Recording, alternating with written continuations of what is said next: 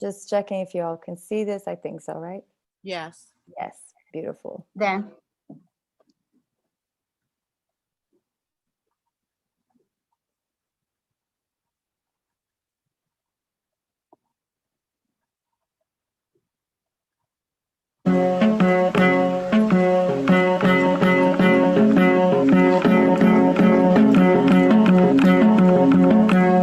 We're the knowers, we're the dreamers, we're the sowers. We're like indigo children, yeah, the teachers and the preachers. And we are the chosen. We're the artists and we're the seekers. And we walk y'all, come on. We walk, Tuko Pamoja. We walk the way of the new world.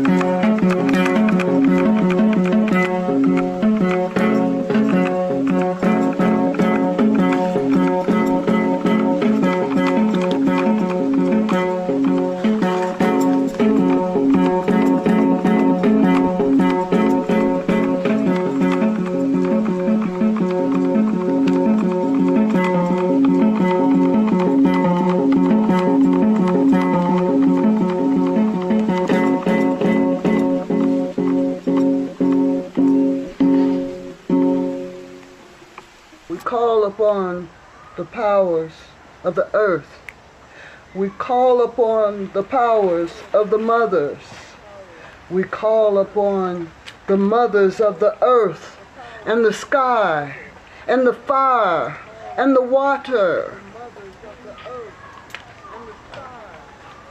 And may our instruments as artists be blessed, and may we realize the importance of bringing art to our communities, art that informs, art that enlightens,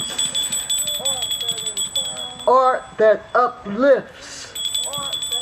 Hey, hey,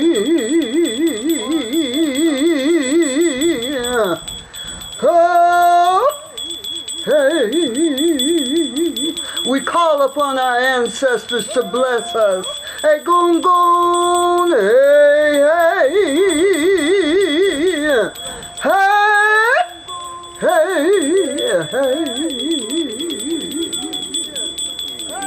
And may we realize that Corona ain't the only thing in our lives. May we realize that police brutality and all of that negativity isn't the only thing in our lives. Oh, hey, hey, hey, hey.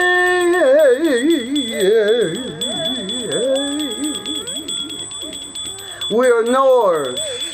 We're inventors.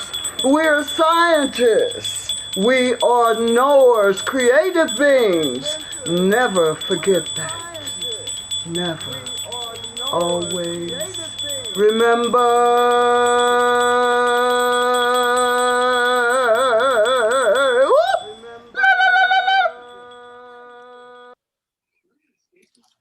Ashe, ashe.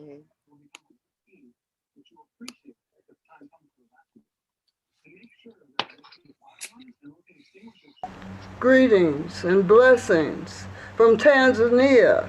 I bring you love from Embasani Village, and I am Mama C, aka Charlotte Hill O'Neal, aka Oshotundi Fasuye. And we bring you peace. Ukutulu, Omorembe, Amani, peace, y'all. I'm coming to you from UAACC, United African Alliance Community Center. And we love y'all.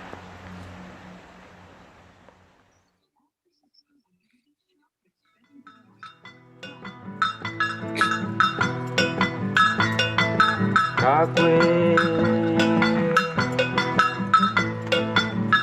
Yeah, yeah. Coco, Coco, Coco, Coco. Coco, Coco, Coco, Coco.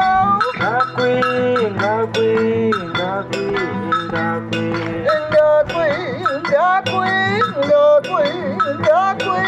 Ayani no nanwa yura Coco. Coco, Ayani no nanwa yura Coco. Coco, Ayani no nanwa yura Kakwe. Kakwe, Ayani no nanwa yura Kakwe. Kakwe.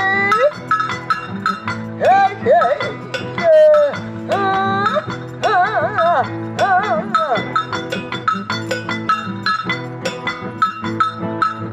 Hey, hey, hey, yeah, yeah. Hey, hey, hey, yeah.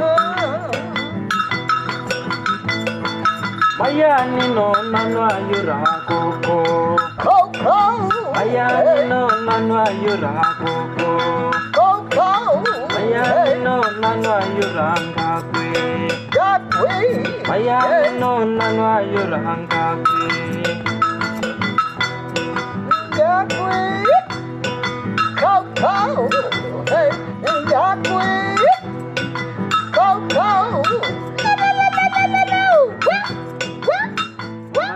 I don't want to do this anymore. They live it, they breathe it every single day of every single minute of every single second. So it is my responsibility because I know. So it's my responsibility to act. So I appreciate when people say, "Oh, you just, you work so hard." No, when I go to the other side, I want the ancestors and the creators to say, "Did you try to do something? Did you try to make a difference? Raise it up, raise it Who up." calls your name? I want my students, and I tell them this, I want my students, besides my children and my grandchildren, to call my name. I want young people that I have met over the years of working to call my name. Ayani no nanwa yura Coco. Coco, Ayani no nanwa yura Coco. Coco, Ayani no nanwa yura Kakwe. Kakwe, Ayani no nanwa yura Kakwe. Kakwe. Hey, Gogo life for you, gogo life for you, gogo life for you, gogo life for you. I live in Brussels, and in Brussels it's one of the most diverse city in the whole world, but the different diasporas there have been present for a long time. So we are dealing now with very new hybrid cultures. Yeah.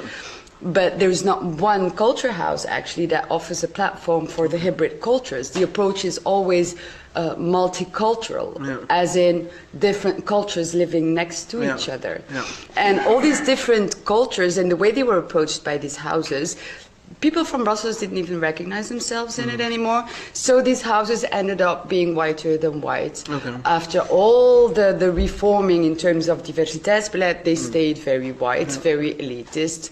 A public coming out from outside the city actually, and they couldn't reach the Brussels public. So we came to a point where we realized we have to stop asking, we have to stop negotiating, we have to stop, be in these conversations where at the end we are always the losers. And at the same time knowing that in the margin that is being left out by these institutions, there were amazing things happening basically. So the idea behind the space was to open our own arts and culture center that would be a kind of a laboratorium where we try out new ways of policy, new ways of offering platform for the new forms of art, new forms of culture that were emerging all over the place. And we started this project about 3 years ago. And this is the first time as an activist, and I've been that for a while, that we have a project that gives immediate result. In many ways. The first thing is that we are unapologetically political Okay. as an art and culture house. We take stands. We take political stands on several levels when it comes to the climate, when it comes to racism, when it comes to capitalism, imperialism, colonization. We are a hub for what we call artivism. It's like artists slash activists.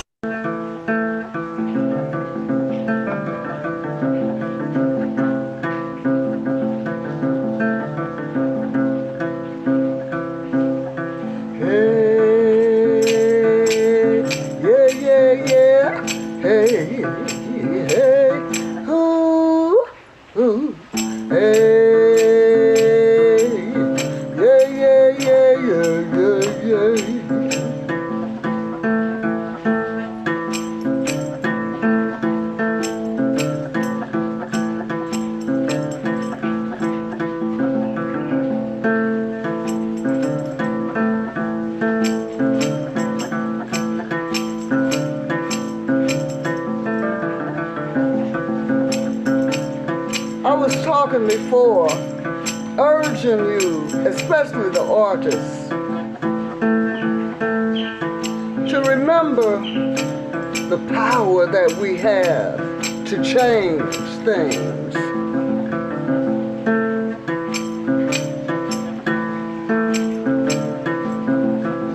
We should always remember that. Never forget.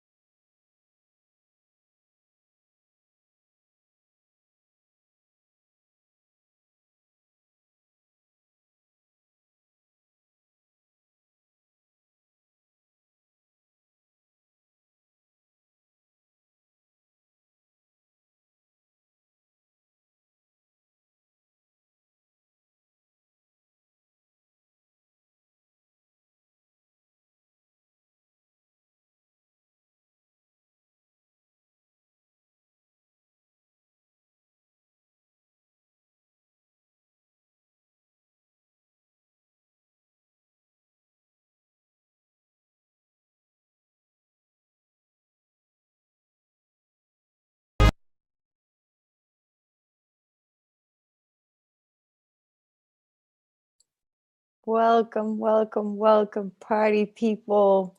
We are so, so glad to be here with you all and to have you. For the people who are here on the Zoom and who are chiming in through YouTube Live, feel free to share your thoughts through that chat. And we wanted to start this off with a celebration of the amazing revolutionary matriarchs we have the honor to have with us today. International Women Rise Up, celebrating the work of revolutionary matriarchs throughout Pachamama. We have 3 continents represented and multiple generations. Obviously, we always have to have the youth in there, so we are very, very grateful that they are here as well. And we have the real honor and gift that most of the revolutionary matriarchs that were represented in this honoring video are with us as well, to have a conversation on the society we want to create and to celebrate you all, because that's the idea. Brought to you by the Maroon Party for Liberation. Myself and Miss Rosa Bettina Nofo will be hosting for you today, but the idea is definitely that we hear you as much as possible. So we'll just go through a quick introduction of who's here and who we are celebrating, and then we'll go right into some questions and some more videos as well. So passing on the mic to my co-host and revolutionary matriarch mama and so many other things, Rosa. Thank you. Thank you, Queen Doreen. Thank you all for being here. I'm truly humbled.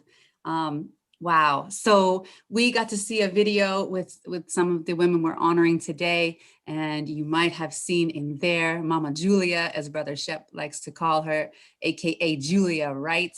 And she is a poet, she's a writer, she's an editor, she's a lecturer. She lives in Paris, France. She's an organizer, and she organizes to free veteran Black Panther political prisoner Mumia Abu-Jamal, and has been very active with many people recently since we found out that he has COVID, and active way before that as well.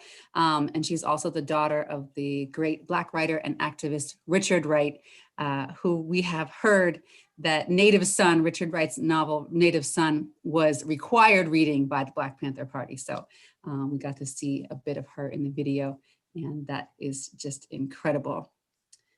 We also got to see and hear Mama C, Charlotte Hill O'Neill. Yes, she's incredible. She's a matriarch, she's an artist, she's a priest, she's a peace builder, she's a journalist, she's a Universal Zulu Nation queen, and a veteran of the Black Panther Party. You might have seen, she talked about where she was tuning in from. So she's in Arusha, Tanzania, and she's the co-founder there of the United African Alliance Community Center.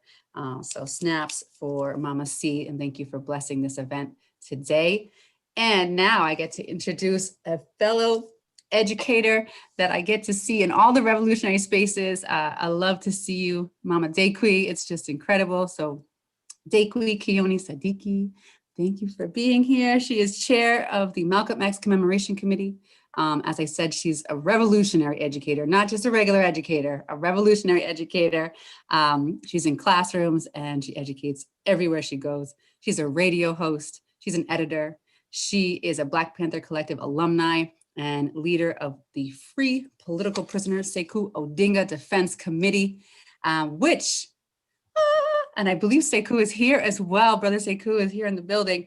She has successfully, with her committee, gained freedom for her husband and veteran Black Panther Party leader, Sekou Odinga. So Mama Dekwe, we're so blessed to have you here. Thank you for being in all the places all the time. It's truly incredible. Back to you, Queen Doreen.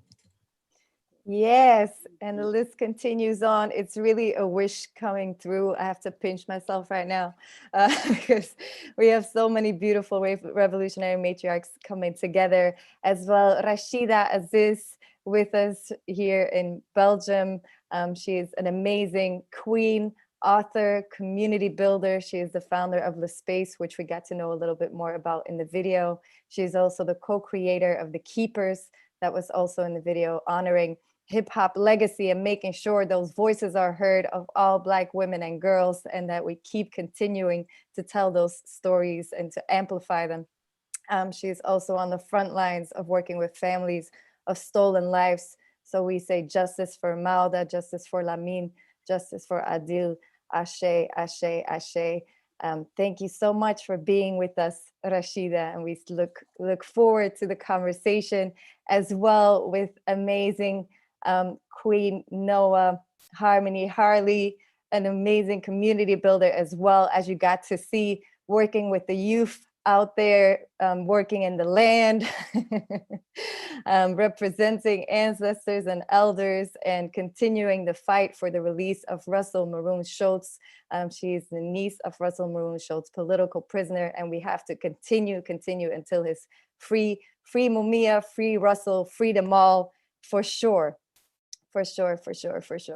So thank you so much for being with us as well. And we have Warimu Gitao in the building. She is in Belgium as well, but we got to spend some time with her out in Kenya a couple of years ago. She is an amazing community builder in all the places where she goes, has done amazing work with Doctors Without Borders, but is also on the front lines of rights for sex workers, against police brutality. She created a documentary on police brutality as well in Kenya, which we will share a little bit about in this conversation as well. So thank you so much. And obviously, as we've been saying, we always have to have the youth. So on that note, I'll pass it back to Queen Rosa. Thank you. Thank you. Yes. So you might have seen that Joanna Terency is in the house, along with some other colleagues in our middle school. Together, Joanna is just 13. And oh my goodness, she's a scholar. She's an artist. She's a musician. She's a poet. She contributed this incredible poem around transformational identity to our Stop Killing Us event in December. And she is going to be asking our first couple of questions today. So thank you, Joanna, for coming. I also love to say that that she lives on Staten Island, which is Lenape land here with us, which is not too far from where I live. Her moms are incredible. And what else? She's got Haitian roots. I don't know. I'm a huge, huge fan of Joanna Terency. So thank you, Joanna, for being here. And I'm going to pass it to you to ask our first few questions that are for everybody. Hi, everyone. My first question is, what does being an international woman mean to you? Okay, so I'm told that first questioning goes to me, but before I even start, I just want to say this is so beautiful. It's so amazing, inspiring, uplifting, food and nourishment for the soul, for the eyes, for the mind.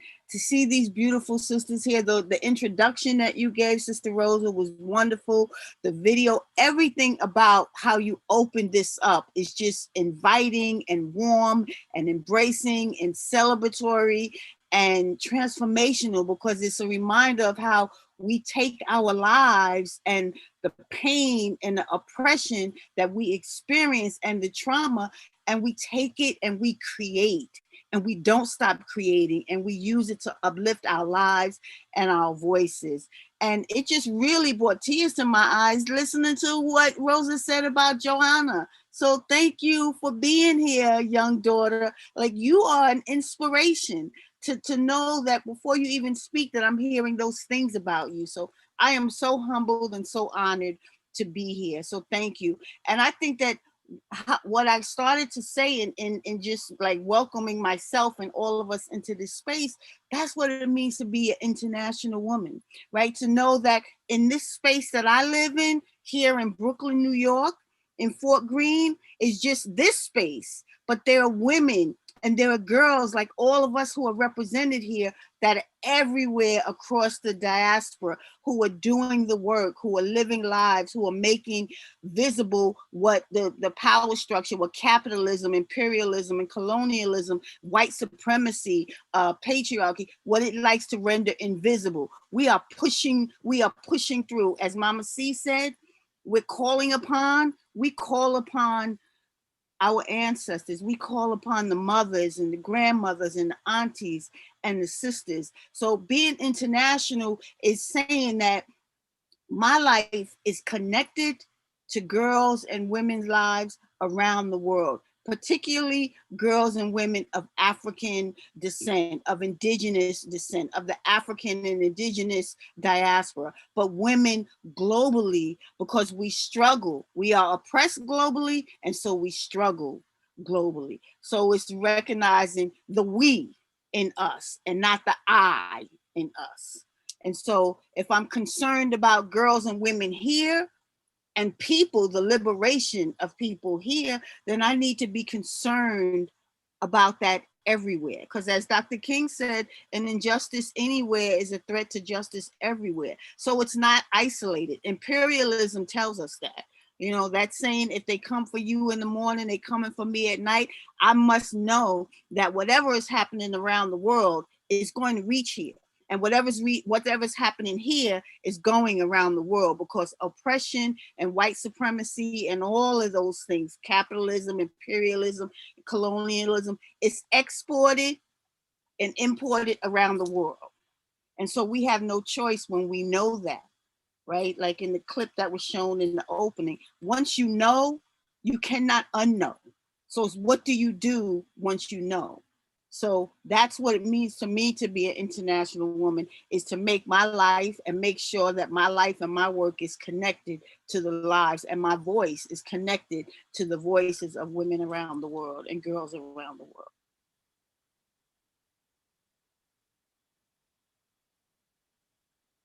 So did I answer the question? Absolutely. Beautiful, beautiful. We could pass it to Rashida. And then Rashida, when you finish, you could feel free to pass it to Sister Noah Harmony. And then Sister Noah Harmony could pass it to Wadimu. Yeah, let's do it like that. Okay.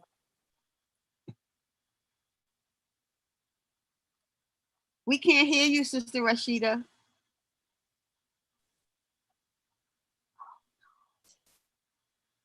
We can't hear you. No, we can't hear you yet. Maybe we can pass it on to Sister Noah Harmony, and hopefully we can get Rashida to work on the sound, because we did have her earlier. Thank you so much. Okay, peace and blessings, everyone. Good afternoon. It is 1:28 p.m. here, where I am located now in Washington, D.C. Also in the background, this is a mural of my ancestor, my maternal grandmother, Gladys Inabene Schultz, also the mother to Russell Maroon Schultz. So we bring you greetings today. To answer the question that was asked, what makes me an international woman?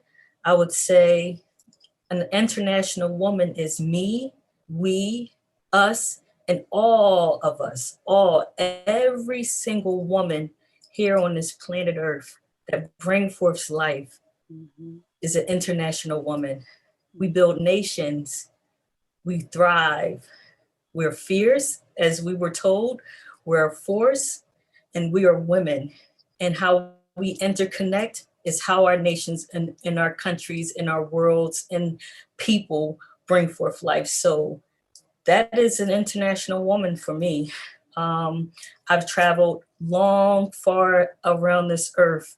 My parents, I come from highly inspired international parents, my father, my mother. So as far as travel is concerned, let's say that, seeing the four parts of this earth.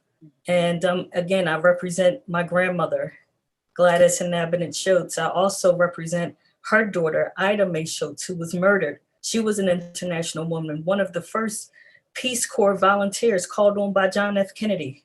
So I come from women that are very forceful and fierceful in their steps. So what brings me here today, not even reaching 4 decades on this earth, I'm inspired to be here on this panel. Thank you so much.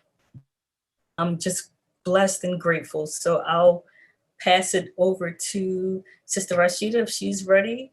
If not, Warimu. You'll correct me when you get on. Yes. Warimu. Can you hear me well? Okay, great. I'm really honored to be part of the conversations and to meet you and to get to know you a little bit more and deeper. Rashida, I've been to the space and I loved the space. I think it was one of the places, Doreen, thank you so much for taking me there. That allowed me to cultivate and nurture my creativity and my arts and seeing Spirit Child perform at this very safe space full of expressive artists and people. And for me, like Deki said, Sadiki, it's building those connections that makes me an international woman, X, non-binary abiding.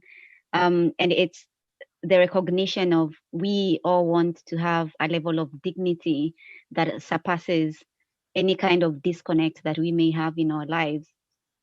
So barriers of race, barriers of continent, barriers of gender, barriers of our work. And thank you, Doreen, for mentioning the sex workers event I went to today. I wasn't there for long, but I met some incredible women who are also looking at their rights as human beings, not only as sex workers.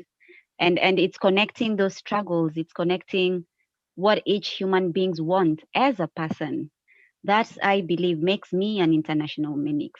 That you can bring people from the US to Brussels, to Nairobi, to Arusha, and bring them together towards creating and forging a better society.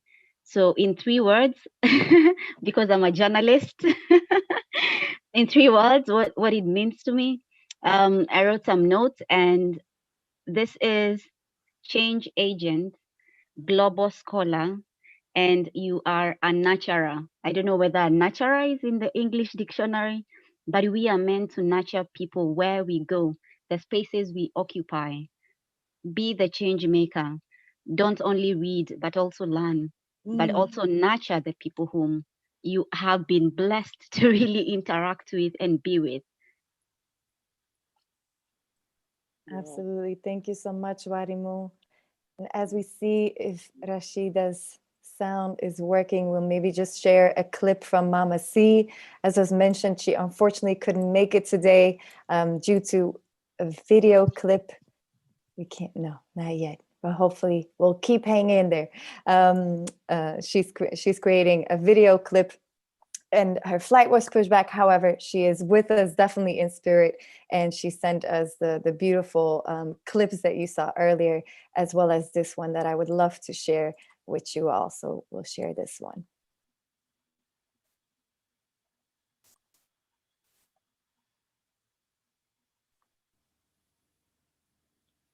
After I had spent 2 months in China in the Shanghai Writers Association program, I was a writer along with 10 other writers. And I really liked China and the whole atmosphere and all that, but it brought up a lot of issues, for lack of a better word. Anyway, I want to share this with y'all, because I'm one of them international Africans who you might have caught glimpses of on the news.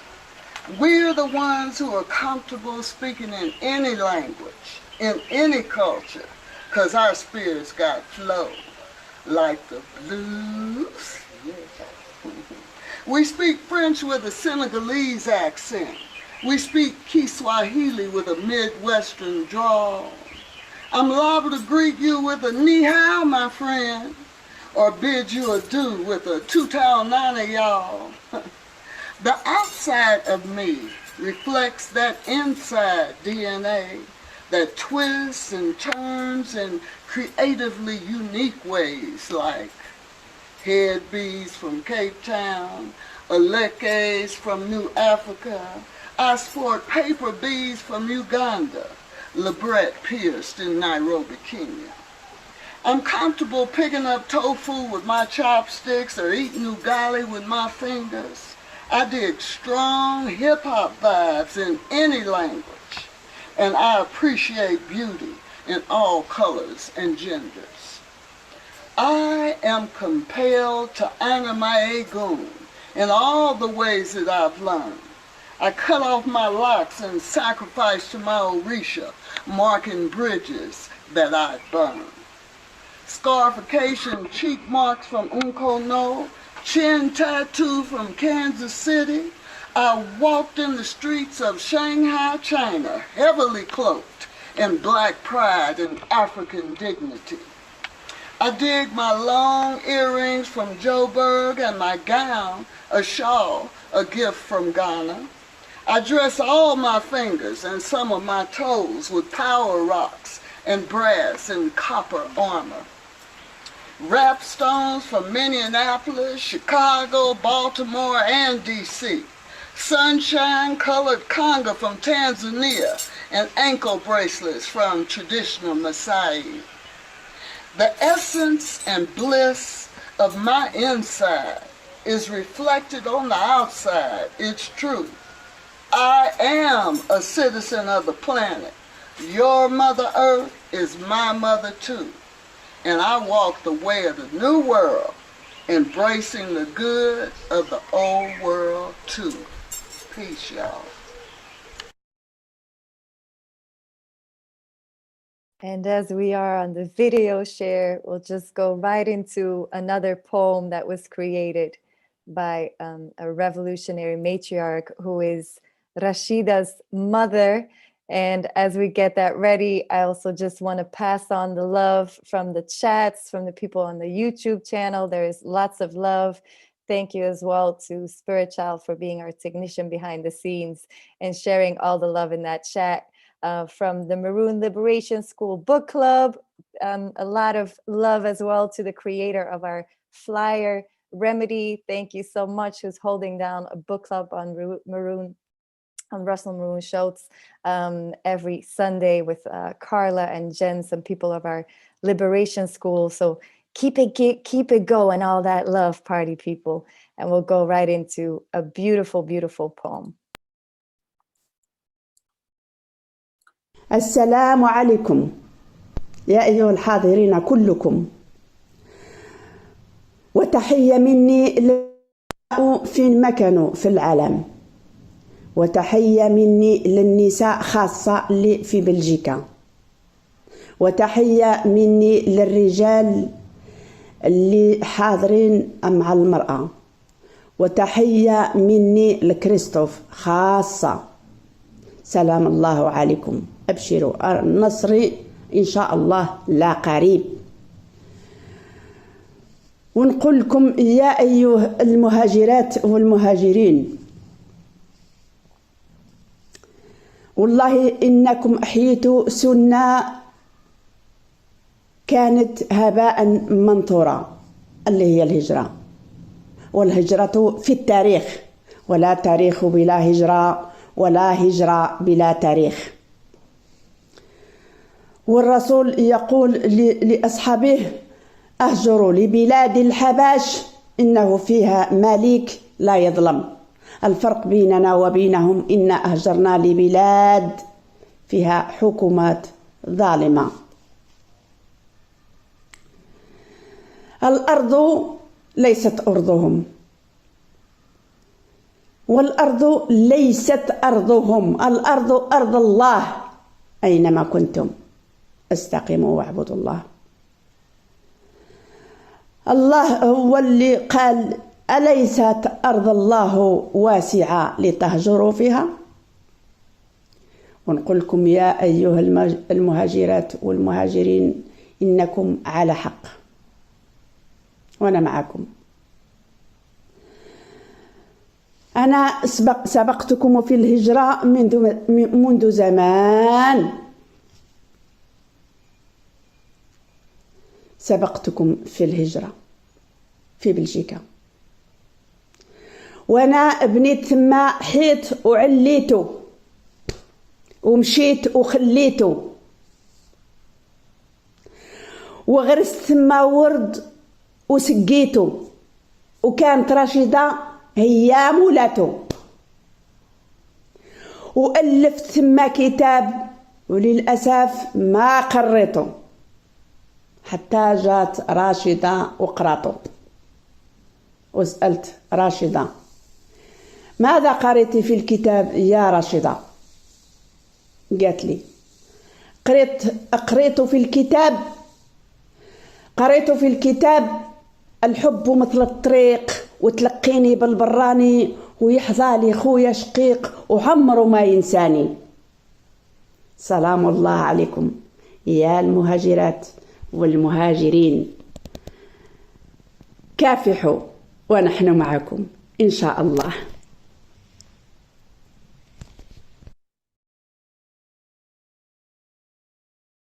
I'm so happy we got to see her beautifulness as well. We love languages, so we'll just throw some in there. Het was zo prachtig om je mama te zien, Rashida. Ik weet nog de eerste keer dat ik haar zag, ze is zo'n toonbeeld van liefde, wijsheid. On l'aime, on l'aime, on l'aime. Donc, on est très, très content que toi aussi tu es là. Et vous pouvez certainement aussi parler en français ou en anglais comme vous voulez. So I'm just sharing as well, like if you know any other languages, if any other languages are close to you, do feel free to share them throughout this conversation, as well as it is a beautiful mashup, as a couple of people were saying. So without further ado, I think the sound is working right now. Can you hear me? Yes! Merci, Rashida. Iksaziya, take it away.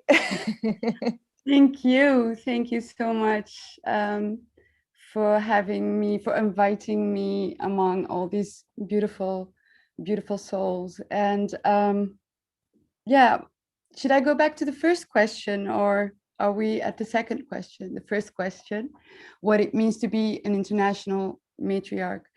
Well, the beautiful thing I think about what you're doing here is that everything every person has said resonates, right? I mean, I find myself in everything that has been said already about what it means to be an international woman. The fact that we understand and we live the fact that we're connected to each other, no matter where we are on this planet. And I think that's what makes the whole difference between you know, being a revolutionary matriarch or not, is the fact that you know that we're connected and that we're interdependent on each other. And indeed, the oppressive system is a global one. And so the liberation has to be global, or won't be, as long as not everyone is free, no one is free. And I think that's what it means, is to understand that, but to understand that in your bones, like to understand that in your being, to live that connection, to hurt because other people hurt. I mean, I've done retreats, you know. I'm sure everybody here also knows what it means to go through burnouts and depressions and all these things. And then you try to take care of yourself, because we also try to learn about what it is to care for ourselves. But I never actually managed, no matter how far I get away from the work and from the front line, as I call it. I even can go to the furthest place removed in the middle of the mountains. My mind stays connected to what is happening beyond those mountains, even when I'm in the middle of them. And I think that's what it means to be, yeah, an international woman.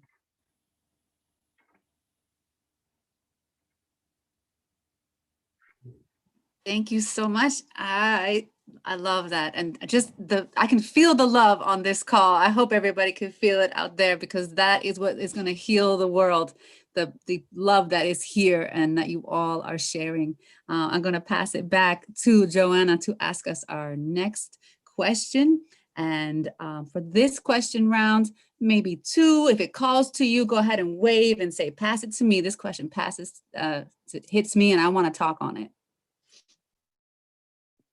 Okay. What does revolutionary matriarchy mean for you?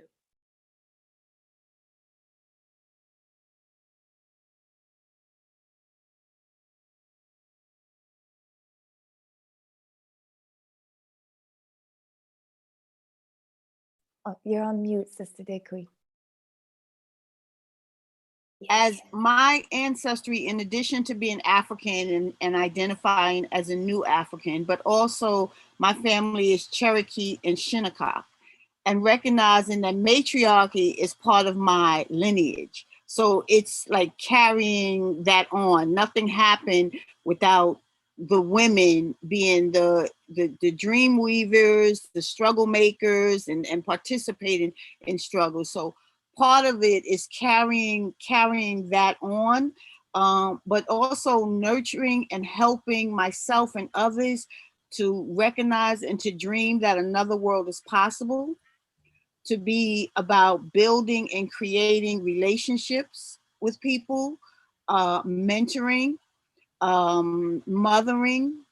I have a whole, you know, there were so many young sisters that I have met along this journey that I have called to be like a mentor, or they have called me to be a mentor. and thinking about our freedom dreams everywhere. Like everyone deserves and is owed the right to freedom and freedom dreams and working towards it. However it is that we decide how we're going to participate in those freedom dreams and working towards that.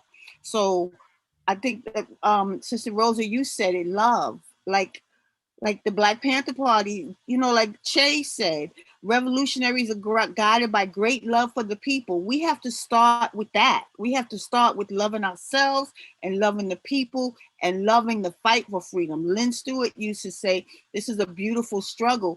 And you're right, sister, that, you know, we do get tired and we do get worn out. And if we're not careful, burnt out.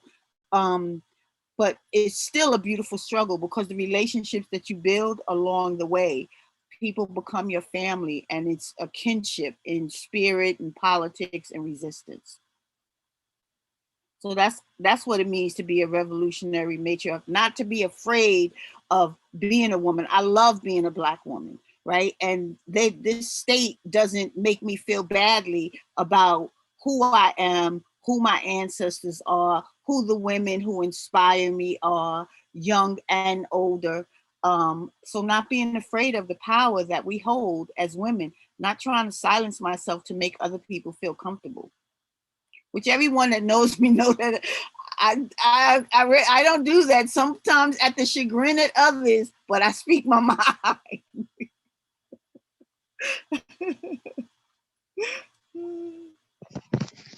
Yeah, I think I'll just like to kind of just follow what Sadiki is saying, because I had very similar thoughts to what it means to be a revolutionary matriarchy.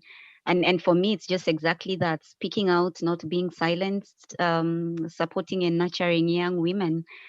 There is this very problematic documentary I watched a couple of years ago. It was made in South Africa. It's called Miners Shot Down. And one female leader, very power driven, made a really bad call for the miners to be killed because they were on an industrial action and they were not willing to go back. So we do need to change how we see power as women who are internationally connected, and bring that love and not perpetuate the extreme oppressive systems that are already in place, because we want to be powerful, because we want to be seen, because we want to be heard. We must bring these divergent views, which are very critical in shaping a new world order, but also bring with us, very importantly, our lived experiences, because then those experiences are able to, like you rightly say, nurture, but then challenge in a very loving, meaningful, revolutionary way. So just that's me saying, yeah, love, let's do it. And it's much love to, you know, to be open and embrace what the world offers. Mm-hmm.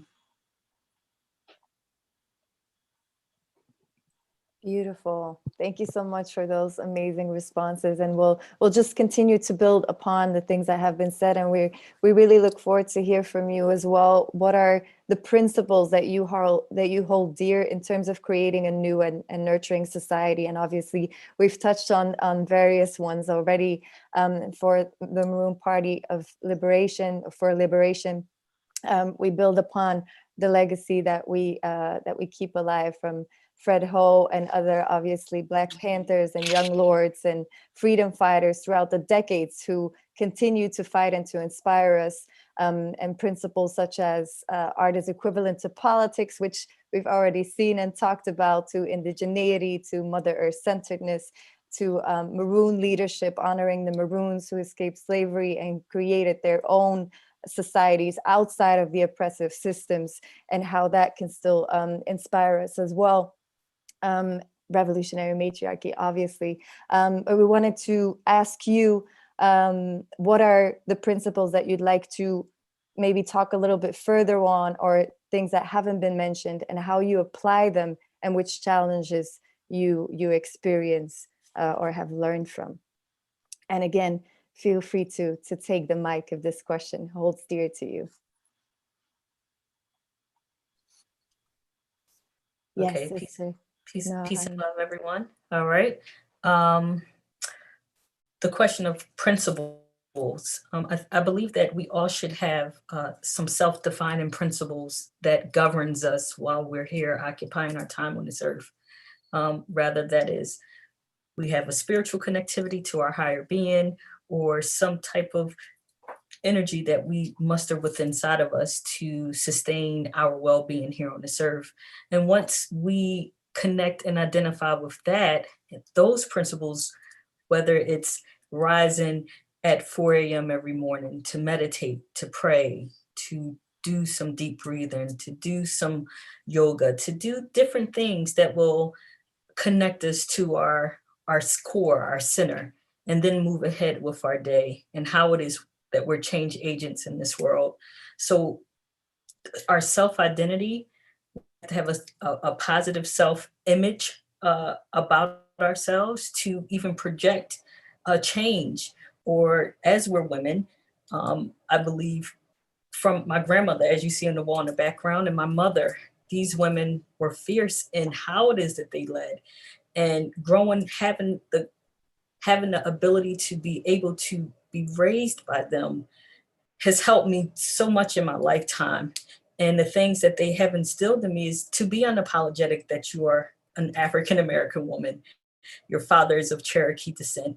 You hold these principles, you live this way, and these are the things that you do. So wherever it is that you go within this world, you're a change agent and you carry those things with you. So principles is about being understood with your self-care, because that is your divine responsibility. Then you will understand the principles on which it is that you have to then make free of giving without hardship to yourself. You have to learn it as a revolutionary matriarch. We have to take care of ourselves to then be able to feed the nations in which it is that we're bringing forth. So that's my understanding of it.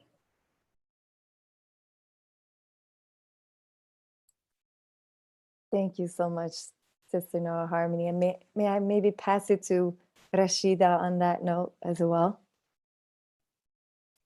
Yeah.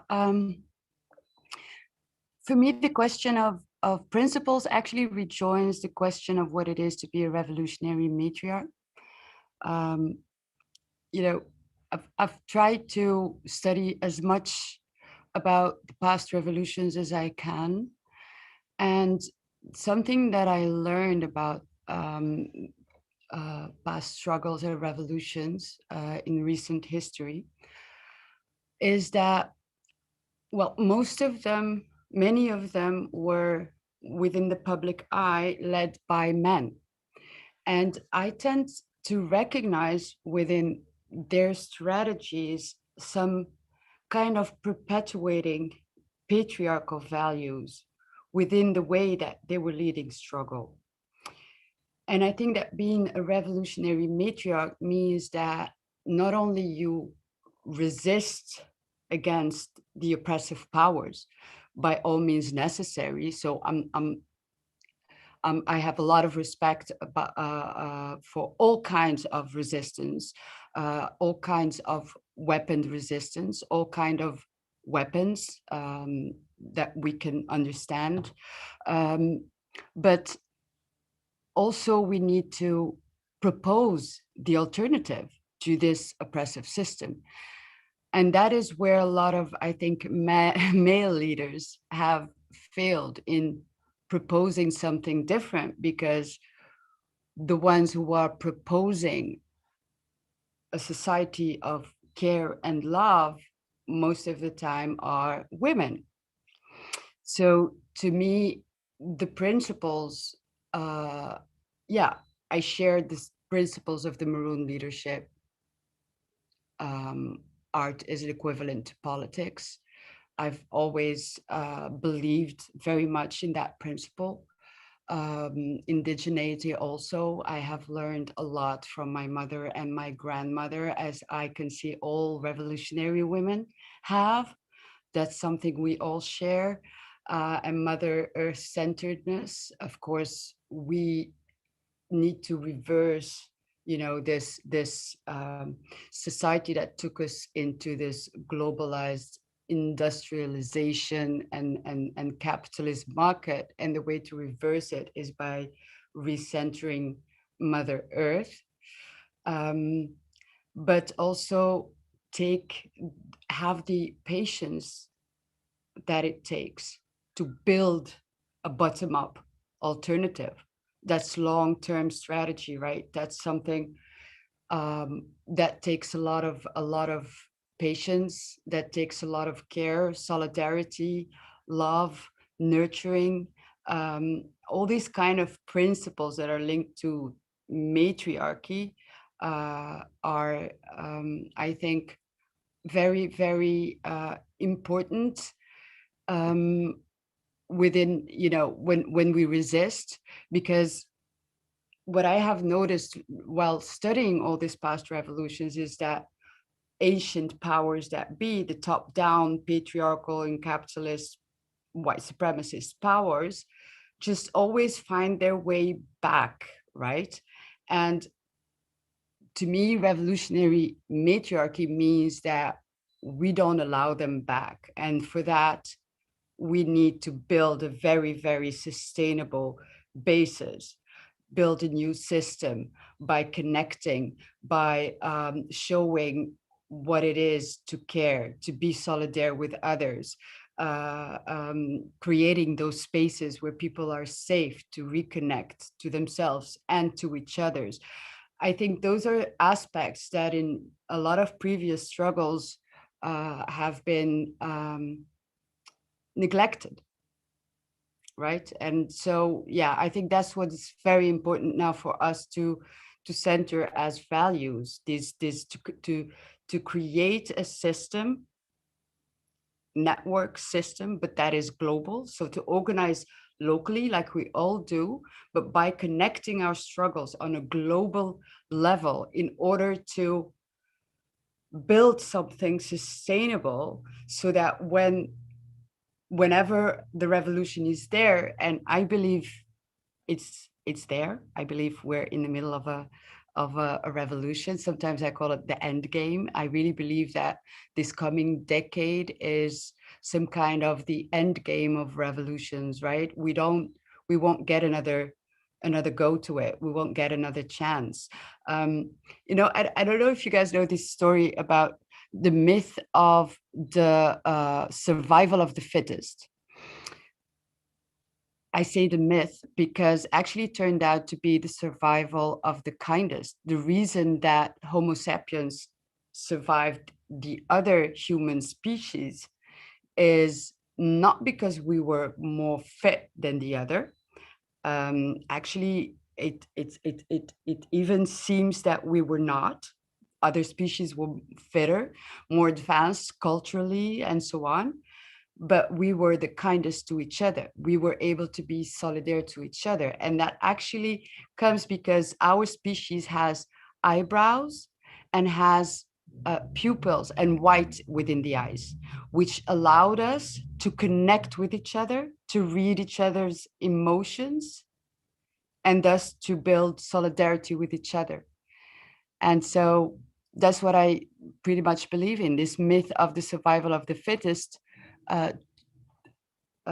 took us way too far from our nature, and now it's up to us, the revolutionary matriarchs, to find that way back to the survival of the kindest. And once again, human beings are being how do you say this? You know, this is the challenge that we're facing. Are we able to be kind enough to each other in order to survive?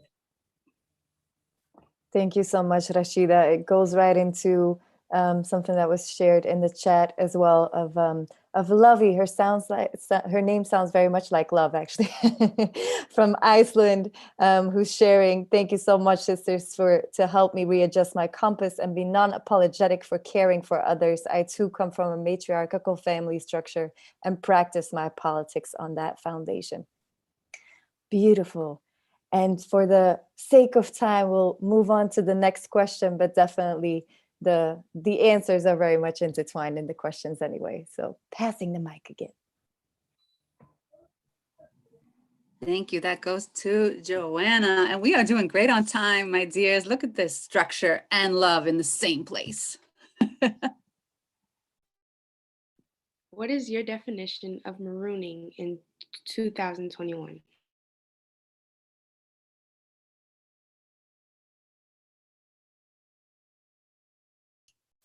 Okay, I'll take this one. Yes. My definition of marooning in 2021 is, for me, I would say family. The core value and togetherness and interconnectedness of family is a beautiful, strong foundation, which allows for any individual to go and to propel into this multiverse that we have and be as strong and understood and confident and free to lead in any area. So marooning for me is to connect with my mother if I haven't spoke to her in a year or two or several, to my aunties, to the women that were able to give life. And also, you know, our brothers, of course, let's not forget, I come from a female dominated family and we're very skilled and we're leaders and we're fierce and we move with hope and love ultimately. And so that's what I would say. Marooning for me is family. As you see, I have my grandmother behind me. I had the pleasure of being with her the last decade of her life.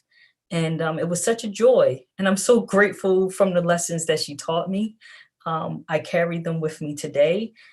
Being from out of my hometown of Philadelphia, Pennsylvania, living in a different city for the last 15 years by myself, I had to pull on a lot of that strength, but I oftentimes go home to rebuild and re-energize myself to get the love and the courage that I need to sustain out here in this world. So marooning for me is a strong foundation of family. Then we can lead and be free.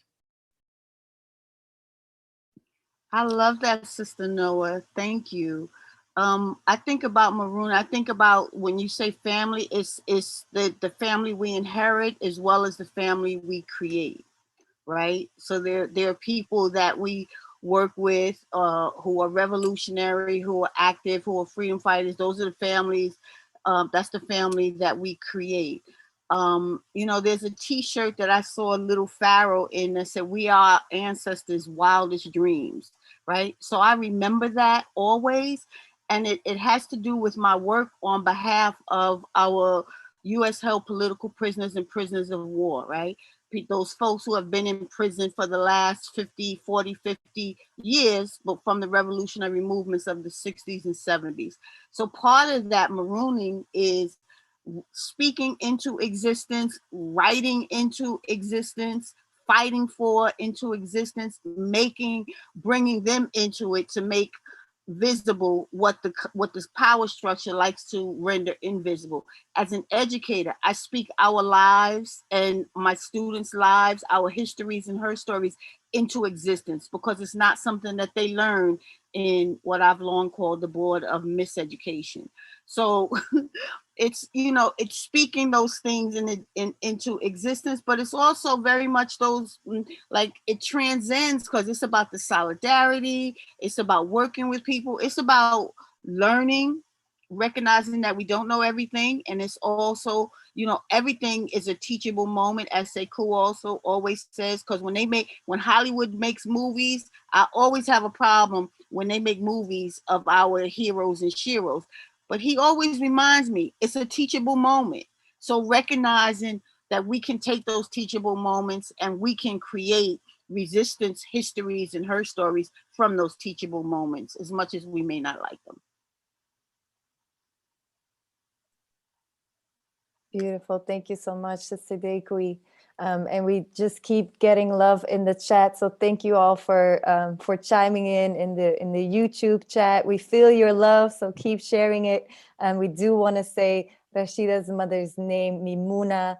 We're so grateful she got to be a part of it in this way. And some other names were mentioned, such as Yuriko Chiyama, we want to honor. And definitely as well, there was gratitude shared, Sister Dakely, for you mentioning Lynn Stewart as well, who was an amazing revolutionary matriarch, and we say Ashe as well.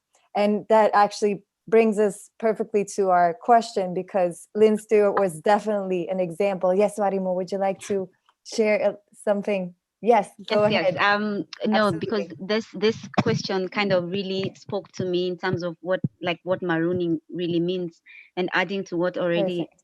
that have been spoken. I just wanted to say the importance of relearning. For me, marooning is relearning and rephrasing and reframing.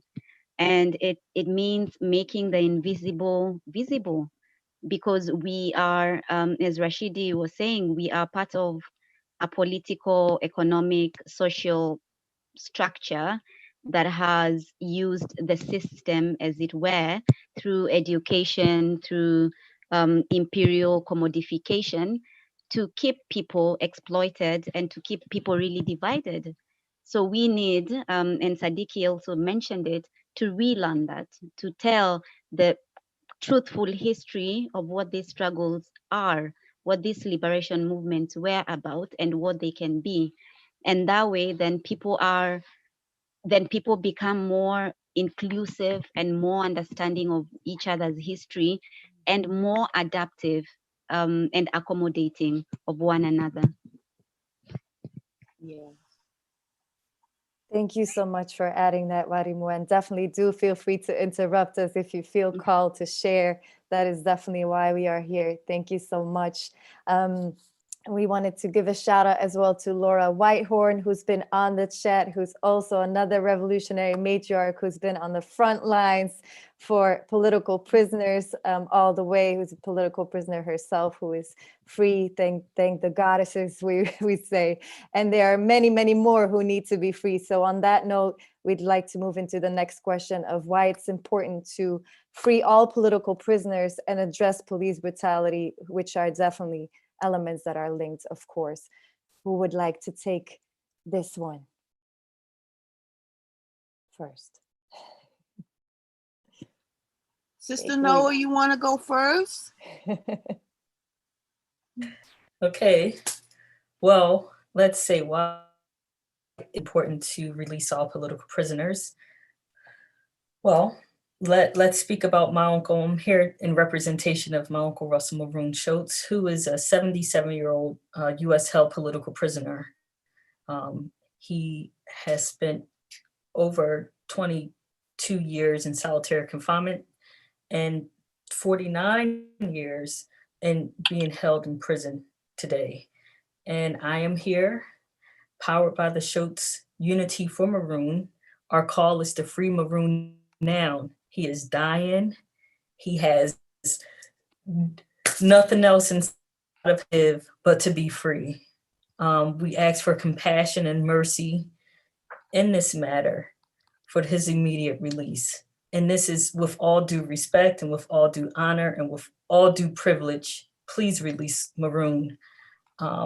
He is no threat to society. Why should we release political prisoners? They're no threat to society.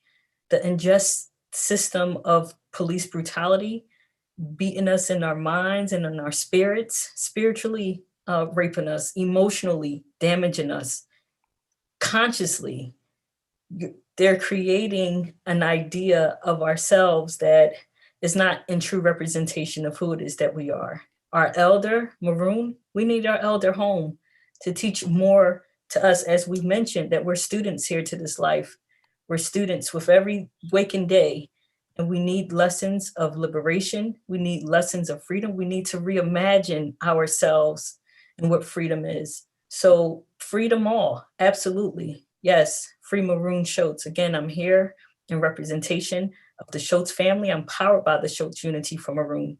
I'm asking for his immediate release, compassion and mercy, whoever it is, allow him to be free. So that's what it is that I have to say on that. It's long overdue. This system, the idea, this illusion that they continue to plant into our imprints of our DNA is weak. And we need to truly identify and believe that we can come together for justice, for liberation, for freedom, to its core of what those values and those words mean. We can practice them. They can be something that is in our reality. And that's just the bottom line to it all. So yes, thank you, Mama, for forcing me to speak up. But sometimes it's I'm a student. And thank you so much, Joanna, for your backgrounds. Every time you come on, I see you're changing your backgrounds up. So thank you for that. The creativity. That's when we think about white supremacy and police brutality is beating us where we can't be creative, to change our background, to let you know that we have multiple spaces in our home. So I appreciate you, Sister Joanna, for sure. And that's it. And I would just like to add, thank you for that, Sister Noah. I just think that, we say free political prisoners because no revolutionary, no movement, as Sekou often says, forgets about its captured freedom fighters. They are in prison. Sundiata Acoli is in prison because he was a member of the Black Panther Party, right? Imam Jamil Al-Amin, who was formerly known as H. Rap Brown, he's in prison because of the work he did in the 1960s and 70s. Veronza Bowers, who is in prison today for the past 15 years, he was on his way out the prison. He had done his time. And the Attorney General at that time under Bush called the prison when he was on his way out. He had given away all his stuff, told him, do not release him. That was 15 years ago. Veronza has been held in prison, in the federal prison since then, without any charge, without any conviction, and without any sentence. He is just held, right? Romaine Chip Fitzgerald held for more than 50 years in prison, right? Rochelle McGee, same thing. Ed Poindexter, same thing. Kamal Siddiqui, Dr. Mutulu Shakur. I want to especially highlight Sundiata Acoli and Kamal Siddiqui, right? And the reason why is there's no exclusionary role of our freedom fighters, right? These are ordinary people who may have done extraordinary things. They do the things that we do and then some, right? But people tend to commodify, glorify individuals. And this is not to take anything away from anyone. Assata Shakur is important to us. She's as much of a symbol to us as Harriet Tubman is, right? But Assata Shakur came from a movement. She came from the Black Liberation Movement. She does not stand alone. Two people that are in prison, well, all of those people are her comrades, right? But two people that are intricately connected to Assata. Sundiata Acoli is 84 years old. He is in prison now because he was her co-defendant. When she was captured on the Turnpike on May 2nd, I think it was 1974 or 72, he was with her. Zaid Shakur was with her too, and he was murdered, right? So both Assata and Sundiata were charged with the murder of their comrade, along with the murder of that police officer, right? But Sundiata Acoli is connected to Assata, but not enough people say his name. Kamal Siddiqui is in prison today simply because he refused to help the FBI to capture her. This was 15 years ago when the reward for her, the bounty on her head was $1 million. The FBI came to him and said, we want you to lure her to help us capture her. And if he said, I can't do that. One, I can't do that for revolutionary principles. Two, she is the mother of my child. They told him, if you do not help us capture her, we are going to make sure you spend the rest of your life in prison. So in 2002, they charged him with a crime that 30 years ago had been thrown out. They convicted him of that 30-year-old crime, and he's sentenced to 2 life sentences plus 10 years. So he is connected to Assata Shakur, but not enough people raise up his name. Not enough people raised up, and he's in prison because Asada is free and because he wouldn't help them capture her. Sundiata is in prison because he's a co-defendant, and they are upset that that was a success for our liberation. And one caveat that I would like to say, I think that, and I believe that our political prisoners, no matter how old they are considered a threat because of their intelligence, because of their resistance, because the ways that they educate and organize people, even in prison. And because we fight for our political prisoners to tell the state that they will not dictate and determine our right to struggle, how we struggle, and that we will not allow them to criminalize our freedom struggle, because that's what they did. Our people are in prison because the Black liberation movement was criminalized, just like Harriet Tubman was criminalized.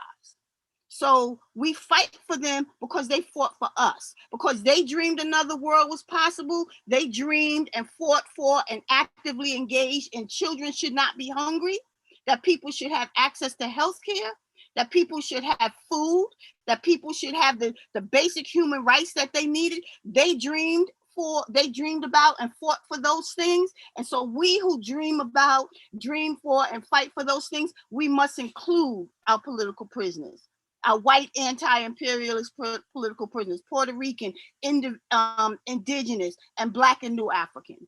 That's why we fight. That's why they must be included in our work. Thank you so much, Sister Dekwe, and you always do such an amazing job of sharing all of those names, and we will put them in the chat as well. And various people have shared names as well. And I'd like to pass this question on to Rashida and Warimu as well, as I know it holds you dear, and you've been doing a lot of work on those lines as well. Oh, actually, I was going to suggest to maybe just let sink in what Sister Sadiku said. She said it all. Let's just take a moment, please, and let it just sink in.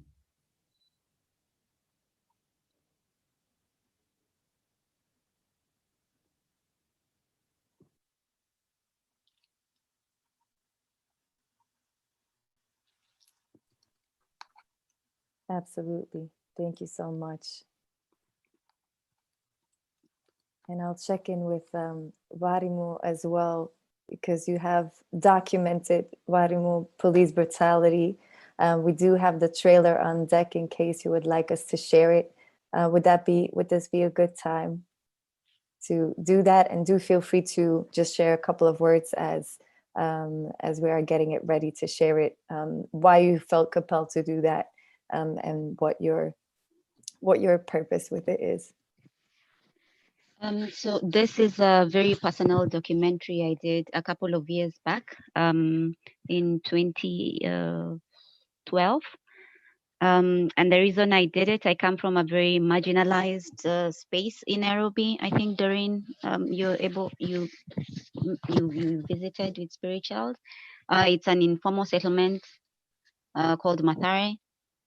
And I remember I had the privilege, and I think this is also something as matriarchs we have to recognize. When those opportunities happen, they put us at a space of privilege to access a higher education and access resources that our younger people may not necessarily have. And it's always good to look at how can we bridge those gaps collectively. So coming back, I had gone to do my master's in Canada, and coming back, there was a shooting that happened, and my cousin was part of the people who were seated as a group. And these cops came, and they were dressed like butcher men, and they went and shot 3 young men, one of whom was called Sila, and he was a reformed criminal. And my cousin, they realized she's a girl. So again, very stereotypical of stereotyping crime and who can do crime. They left her. And she was not a criminal, of course, but she was traumatized. She couldn't leave the house for 3 months. So when I came back, I was really upset. I really wanted to tell the story. I wanted to tell it for policy-driven conversations with the police, but really, really angry, because I think sometimes from a place of anger, as much as we talk about love, then we are able to drive the point home and say, no, no, no, no, no, I'm speaking out, I'm speaking up, I'm fed up with my brothers and my cousins and the young men I've grown up with really being shot indiscriminately. So we did the documentary, and I'm happy to say to this end, it has really generated conversations.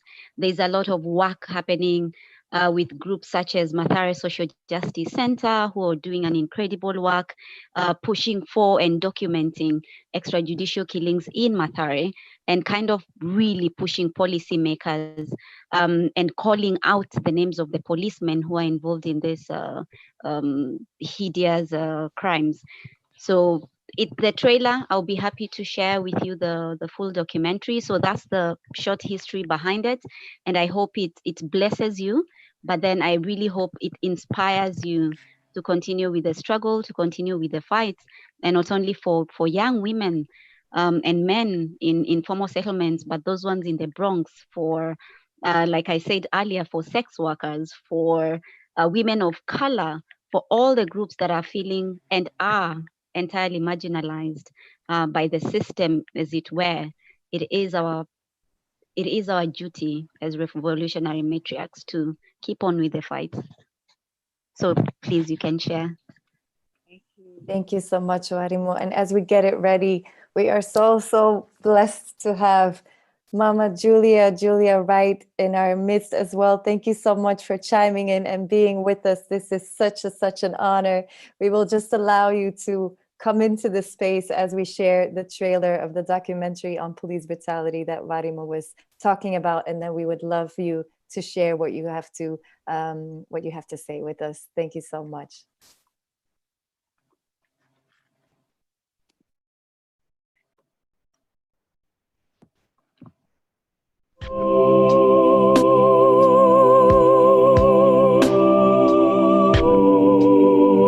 Mimi nilisikia kacha. Mimi sikia tu vitu zimelia. Hakuna kusarenda, aliambiwa sarende. Walikuja tu kama wamechapo. Kwa nini? Ndio makara wako sasa kitu ya kusema. Mpaka wanatoa toy gun. Mimi natoa toy gun na kitu hapa. Je, nikimnaogopa hata kusema. Walitoa toy gun. Bratangu alidisappear tu. Hatujui kule alienda. Alidisappear tu. A lot of times they're not killed because of the crimes they committed. They're killed because they committed crimes. They had a deal with the policemen, but they did not keep their end of the bargain. Na mimi sitakuficha, nikikuwa naingia mission na nipatana na Karao, agenda yangu ya kwanza ni kumkanga. Juu yeye ndo stumbling block kwa mission yangu. Namshukuru God sana. Ati mimi ni demu. Juu machali ghetto hawana sasa. Kwa makarawa na sera kidogo. A lot of parents wamefail na parenting skills zao. They are so greedy, and whatever they do is unlawful. That they say that the family should pay for the bullets. Usimwake damu isina hatia. We are looking at people's lives from two different angles. There's a criminal who doesn't care, and there's a policeman who's trying to eradicate this criminal so that he stops.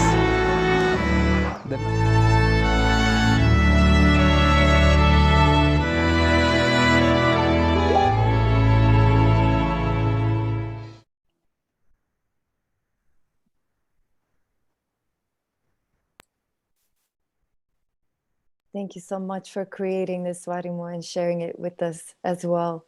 And without further ado, merci beaucoup, Julia, pour être avec nous. on aime les langues, donc on va aussi mélanger un peu en français, mais vous pouvez certainement choisir dans quelle langue vous voulez parler.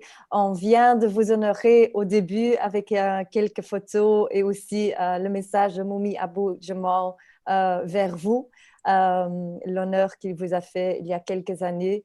Et évidemment, on est tous là ensemble pour libérer les prisonniers politiques, certainement aussi Moumi Abou Jamal qui a le Covid maintenant, et on a déjà eu certains calls depuis les dernières journées.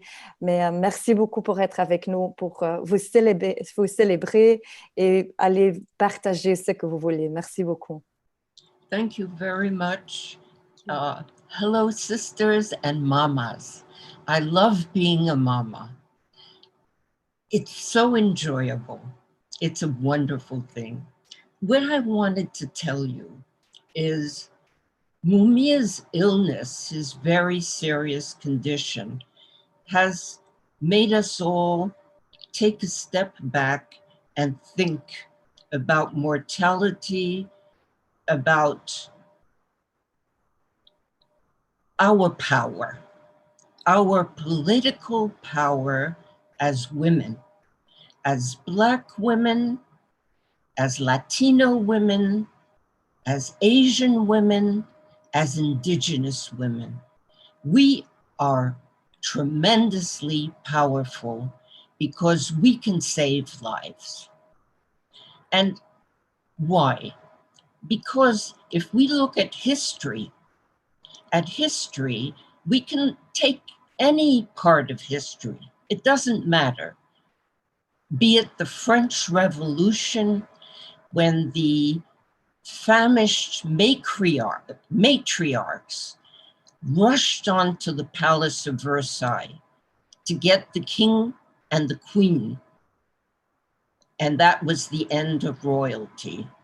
The history books have to be rewritten. It was the women who did it. Another part of history that has to be rewritten.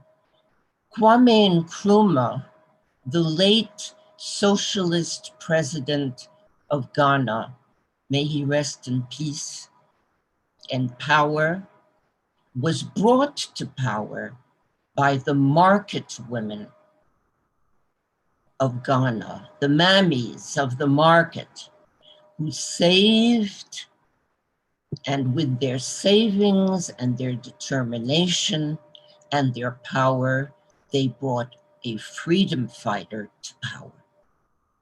But we can also look at animal life, since some of us are veteran panthers. We can look at the lionesses and the pantheresses and the leopardesses. I don't know if one says that. And what do they do?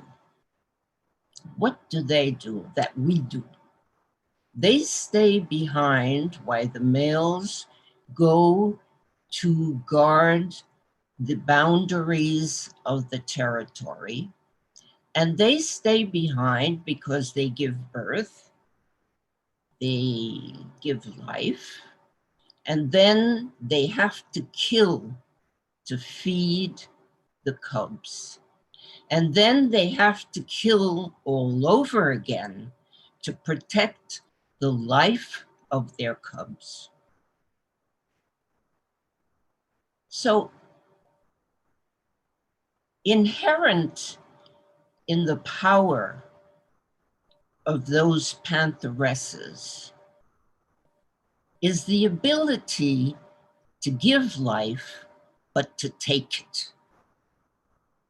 To give life, but to take it. And that is so tremendous. Only we can do that. Only we can do that. Mama Toni Morrison, may she rest in power, wrote a book called Beloved, based on a true story, where the Black enslaved mother gives life and takes it. She had the power to do that. We understand why she did that. She did it. We today are mothers, or mothers to be.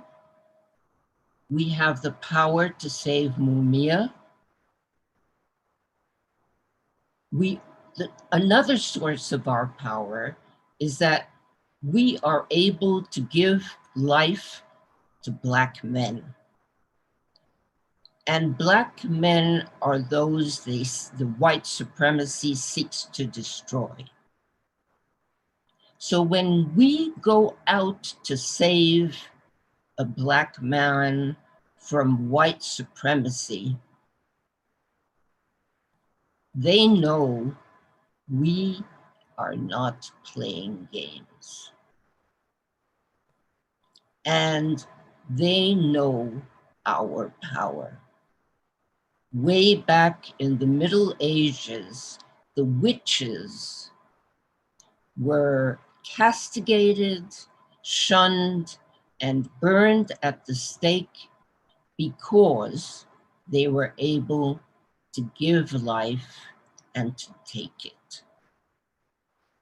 It is nothing new. That's what I wanted to say.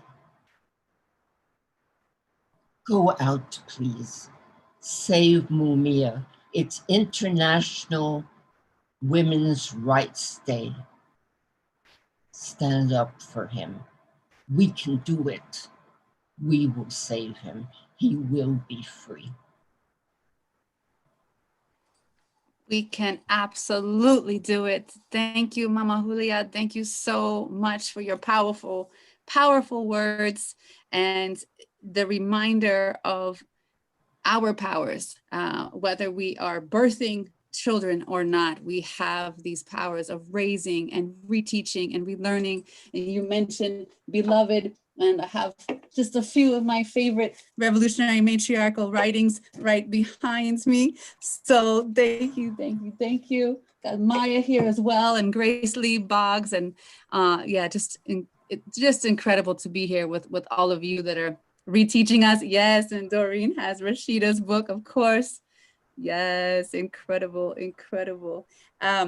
We are going to show a slideshow that the 7th and 8th graders put together for this day, for International Women's Day, on women that inspire them, and some art that they created for topics that they felt need to be front and center. So they are here with us in the building. Joanna is here. She's been helping to host us. And Ariana Mello is here. She's been behind the scenes with her artwork. Yes, good to see you, Ariana. And Ashley was here before, chiming in from the Bahamas. Truly international learning we have going on here. She's in school in New York every day. So love this new life. You can wave to us, Ariana Mello, good to see you. And if Spirit Child is ready with our slideshow, we can go right there. Thank you again, everyone.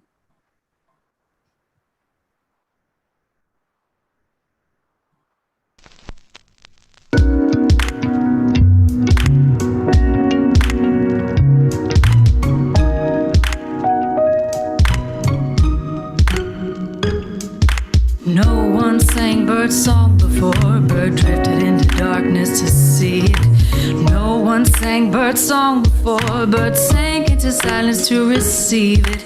No one sang bird song before, bird dove into depth to retrieve it. No one sang before the need to summon freedom, the need to cry freedom, the need to manifest freedom.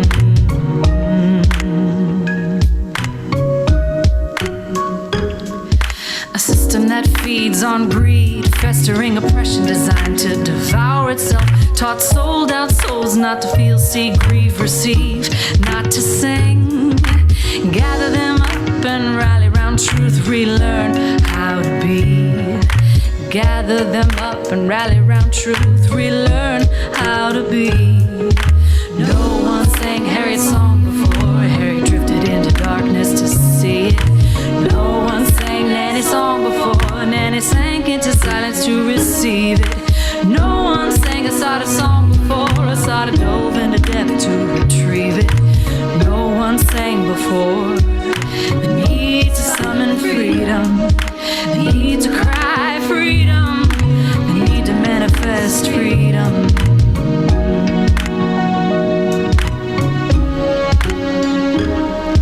Awaken young minds to realize the severity of battle bequeathed.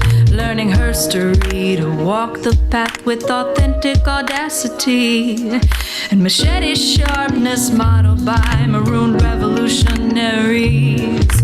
Machete sharpness modeled by maroon revolutionaries. No one sang Fred's song before Fred drifted into darkness to see it. No one sang James' song before James sank into silence to receive it. No one sang Sun's song before Sun dove into depth to retrieve it. No one sang before the need to summon freedom, the need to cry freedom, the need to manifest freedom.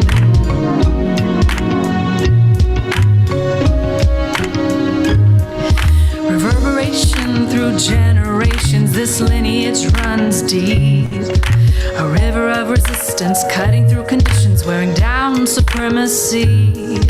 The will to live of an opposing force until all peoples are free.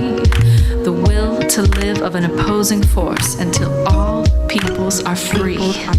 No one sang Maroon's song before Maroon drifted into darkness to see it. No one sang Maroon's song before Maroon sank into silence to receive it. No one sang Maroon's song before Maroon dove into depth to retrieve it. No one sang before the need to summon freedom, the need to cry freedom, the need to manifest freedom.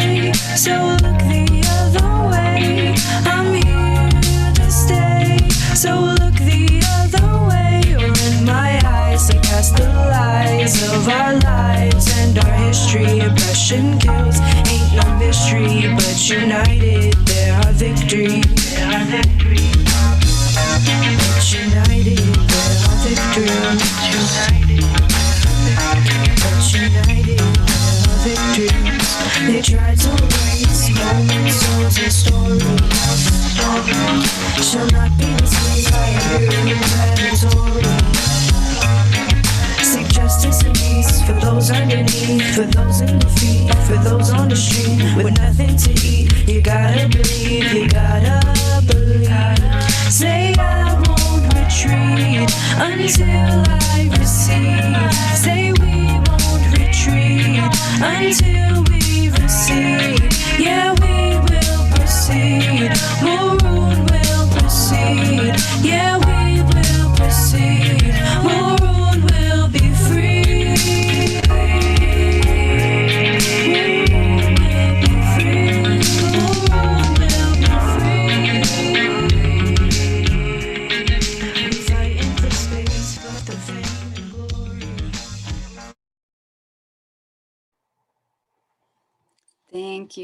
Thank you, Spirit, for putting the tunes. As always, a cultural warrior.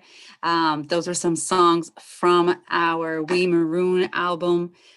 It is on Bandcamp, and it has so many artists on it. We raise our voices all around the globe for freedom, for our political prisoners, freedom, free them all. And of course, thank you to the youth that put together that slideshow. I cannot say enough what these 12 and 13-year-olds are doing. Our future is in good hands. So thank you to all the matriarchs here on the call. And thank you to the youth that will carry us into the next generation. We are so, I'm just always so moved and so blessed that I get to work with you every day of the week, and now on the weekends. Yay. So we do have one last round of questions, and we really are doing okay on time. We have a video to close out our 2-hour session here with you all. And of course, the learning, the sharing, the movement, the struggle, it never, never ends. So even though this program ends, we will be in contact with each other, and we will support each other when we're feeling down, when we need to breathe. Thank you, Sister Rashida, for that moment. There's constantly information coming towards us, and we are pulled in so many directions. So remembering to breathe is power. It's a powerful tool. And I see everyone nodding. Absolutely. So now I get to ask Joanna a question, and this question can also be answered by everyone here.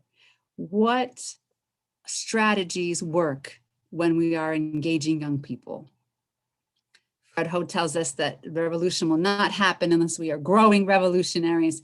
And so what strategies work to engage young people, Joanna? My suggestion to my peers is to be aware of current events. As young people may think these things do not pertain to us, but it is important. The next generation must be aware.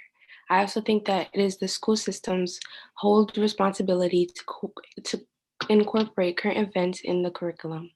One thing I admire about my school is that current events-based discussions are incorporated in every class, giving me the opportunity to talk about my feelings and opinions about the injustices in the killing of George Floyd and the insurrection at the Capitol. Schools should inform students on how to be participating members of the movement, as recommending student organizations and programs that they can be a part of. Like Ms. K recommending me to this event.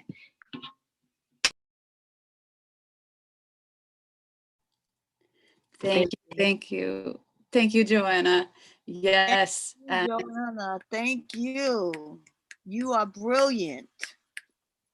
Thank you. Beautiful. Daquay, you have the mic. Would you like to speak on what you recommend for engaging youth, whether it's in the classroom or in organizing? I think that some of the things that Joan, I agree 100% with the things that she said. It's remembering, I guess my message to young people would be that we are not victims, we are survivors, we are resistors, we are creators. We know how to make a way out of no way. We come from a legacy of people who have done that. And if we teach young people better, they will do better. Like Maya Angelou says, when we know better, we do better. Joanna is an example of that. So when we teach them and help to politicize them, that's what made the difference in the Black Panther Party, because there were people in the Black Panther Party that were her age. right? 14, 15, 16 years old. It was a youth cadre organization who became politicized to know who the real oppressor and the enemy was. And it wasn't the people who looked like them in their neighborhood, who lived on their block. It was the systems that were in place that were keeping the violence of poverty and miseducation and police terror and murder and all of those things. So just knowing that we can fight, and you choose how you participate. Everybody's not going to do the same thing, but everybody can do something. And I'm just so honored to be here and sharing this space with everyone here, but in particular because, you know, is like June Jordan said, we are the ones that we've been waiting for. And Joanna, you are the ones that we are waiting for. Young people are inheriting the world, and it is necessary for them to fight to change it while we work intergenerationally to help them to see that. So thank y'all for this. Has been a beautiful afternoon. I'm so honored to be here. Thank you, Sister Dekwe. We are honored to have you as well. And I'm going to pass it to Sister Julia. And the question is, what is your message to young people? Do you have a message about women leading, matriarchal ancestry, legacy? It's a big question, and it's also your closing statement. So wherever you'd like to go, what would you like to leave us with, Julia? I would like to leave you with a paradox that we're living in a pandemic where sometimes we elders see our children dying before we do. It's happened to some of our comrades. We are living in times where our children can be old souls, older than we are. We are living in times where we can learn from our children. Like the program last night, our virtual town hall, where our youth was so on fire about Mumia and so moving. And we elders just sat back and learned from them. We actually learned, and it was such a takeaway. And then another thing that we can tell our children gently, that we unfortunately have not been able yet to give them a society where their elders die in dignity. That's what I'd like to say, because Mumia and Maroon and the others are dying in total indignity, and this should not be allowed. Our children, unfortunately, are going to grow up knowing this unless we can do something now. So we have tremendous responsibility facing our children.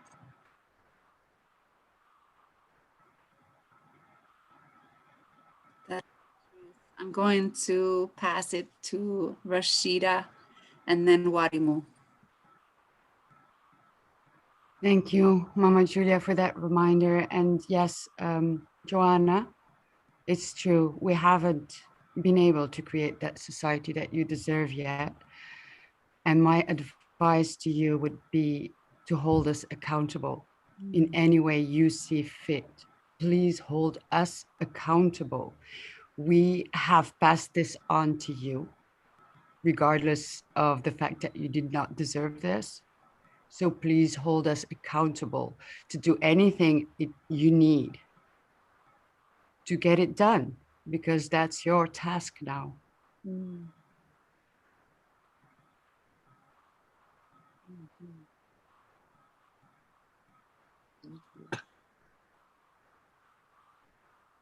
Yes, we are inspired. And the more we speak up, the easier it is to hold people accountable. Practice that voice all the time. What inspiration we have here.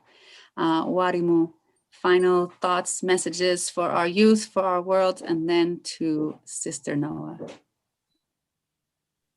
Much has been said, recognizing your comments. Thank you, Joanna, for your presence. We honor you, we bless you, and we would love to nurture you with fellow young people. But as Rachida says, if I can echo that indeed we have failed as adults, and I think, again, hold us accountable. But most importantly for us as matriarchs, for anyone who is listening via YouTube right now, it's for us to meet the young people at their spaces and their places that they are most comfortable in. Try to speak in their language, try to engage and listen and listen and listen and consult with them, because they know. Let's look at them as people who are bringing fruitful discussion and driving the conversations to where we want to lead and to be part of a revolution and a change. Let's bring them on board. So to young people, hang in there, and keep writing, participate in art. Let your soul be driven by what you love doing the most.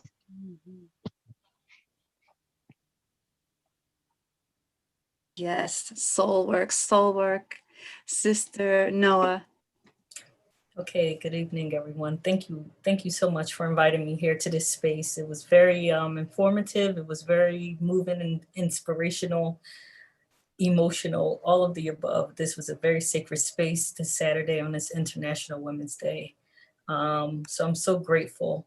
And yes, Sister Joanna, as you are charged to remind us to create and build a bridge so that we can understand what it is that you need, and so that we now can give you what it is that you also need to sustain here in this world, this new world that is created today. We're living in it. Absolutely. Also, Sister Joanna, and to your other classmates, remind them that go outside, breathe some fresh air. See, so talk to Mr. Sun. Enjoy it while you can. You know, walk in the grass barefooted. It'll help you on so many levels to create a connection with your ancestors that came before you, with your elders, with your aunties, with your grandparents, with your mothers, with your fathers. Continue to inspire us to be responsible to inspire you to build this bridge. So I'm so grateful again to be here. I had a bridge that was given to me, so I'm so thrilled to be able to look to our youth, to have a torch for them to pass on to, and to build this beautiful bridge. So once again, I'm so grateful and thankful for being here. And I'm grateful. I'm just moved by emotion just from the sisters that's on this panel, the mamas that's on this panel. I'm inspired, like, wow, did you all think that I could sit here and have a conversation? But I was bred for this. I was born for this. And I'm so grateful and humbled and honored that my Uncle Russell, that I talk to every other day, or we email often, and he encourages me to live and to breathe and to thank God each and every day, and to be fearless in each and every move that it is that I make, and to remember that God is able and that we'll always be sustained as long as we keep God ahead of our lives. So just remember that. And thank you again so much for having me. I'm inspired to do more work. Beautiful. Thank you so much. Thank you. And Julia put in the chat, Sister Asada said, we could not save Malcolm, but we can still save Mumia. And that is true. We can still save Russell Maroon Shoatz. We can still save Mutulu. In our season, so we've had seasons of schooling now for revolutionaries, young and old, new.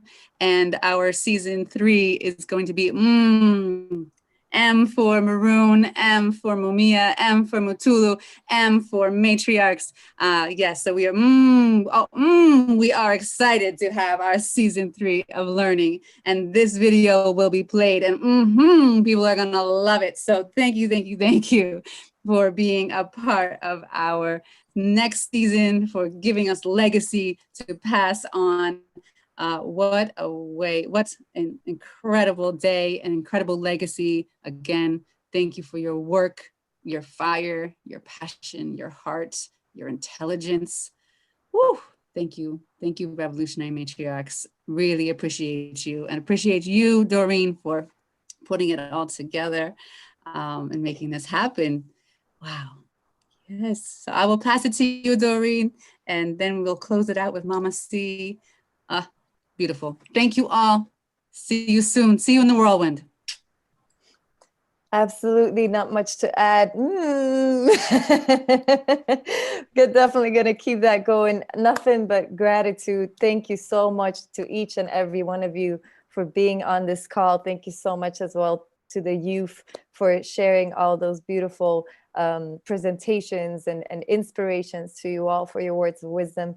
This is going to be hopefully nurturing for the soul for all of us, this call, and we can rewatch it. That's the good part of it, of all of these challenges that we have, that it can bring us together in this way. So thank you so much for all of your wisdom. We'll just check in if our technician behind the scenes is ready to play that last clip, and much gratitude to Spirit Child as well, who's been holding it down on the chat, and to everybody chiming in on the chat as well. In YouTube, there was so much love shared for everybody, and we need you. We need everybody. We need all the generations. Freedom all, freedom all, freedom all. That is the call. Absolutely. So thank you so much, and do feel free to share it, because this is not only a tool of inspiration, education, a tool of organizing, it is many, many things. And so much gratitude to each and every one of you. Sister Dekwi, Mama Julia, Matriarch Rashida, amazing being Noah, amazing community worker, and Mama Warimu, Rosa, everybody on here, and power being Joanna, and all of the youth. Thank you so much. All power to the people, absolutely. Y pa'lante siempre.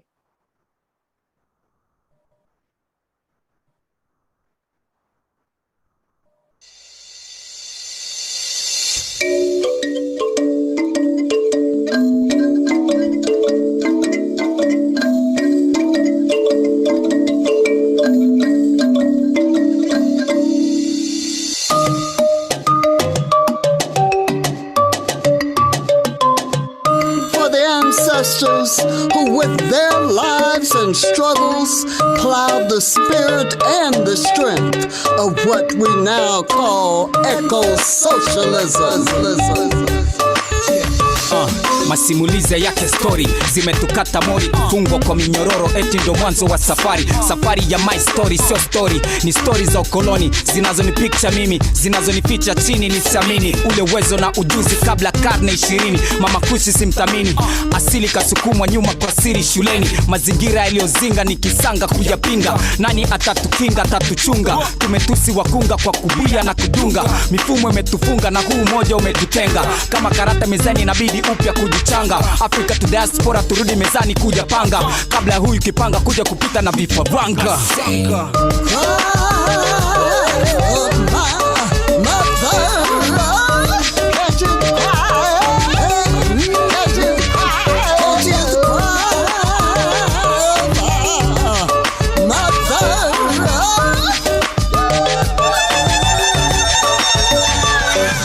Tutunze mazingira, tusijepata sara ukataji miti mara kwa mara, sababu ni biashara. Tutumie zetu fikra na tufanye ya busara, kwa wale taira sababishi wa ufukara. Mbongani tatendeka, uhalifu kuepuka, ujangili waongezeka, wanyama watuondoka. Miaka mbele ikifika, wanyama watatutoka. Kipi kitafanyika janga hili kulepuka? Janga hili kulepuka.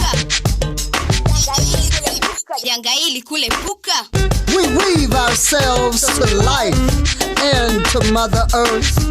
We are connected. We are one.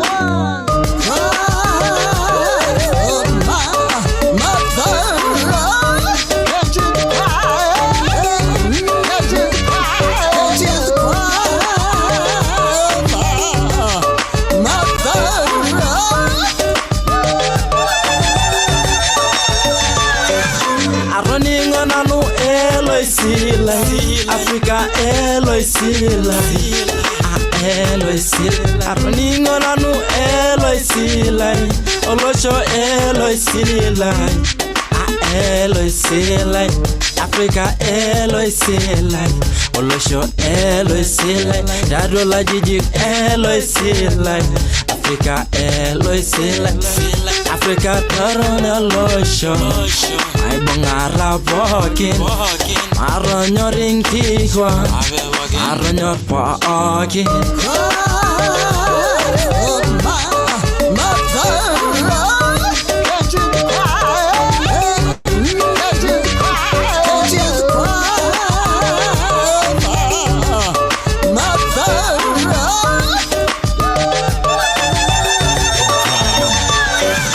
Upendo wa mbingu na ardhi tunauomba uendelee, mazao na mimea ili isitokome.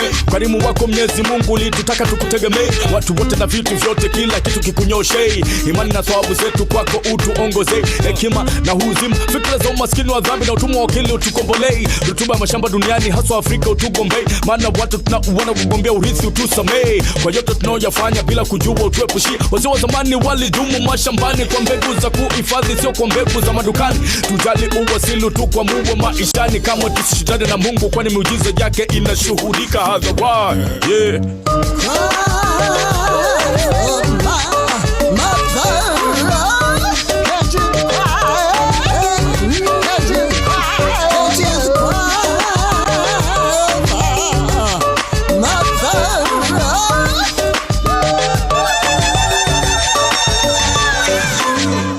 It is up to us, we knowers, to carry the seeds that sprout resistance to oppression in our cultures and our traditions. We are the seeds that sprout food and water justice, social justice, environmental justice, community empowerment, and international solidarity. Tuco Pamoja, estamos conectados, somos uno. Let's make her smile.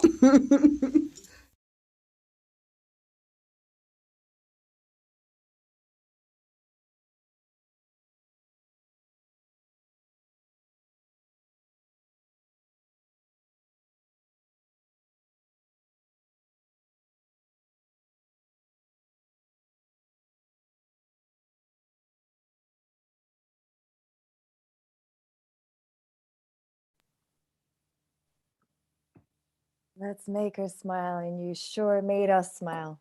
Thank you so much. So much love to everybody. Yes. As we are closing down our live, thank you for all the people who are with us on the YouTube channel. We will be wrapping up. This is our last moment as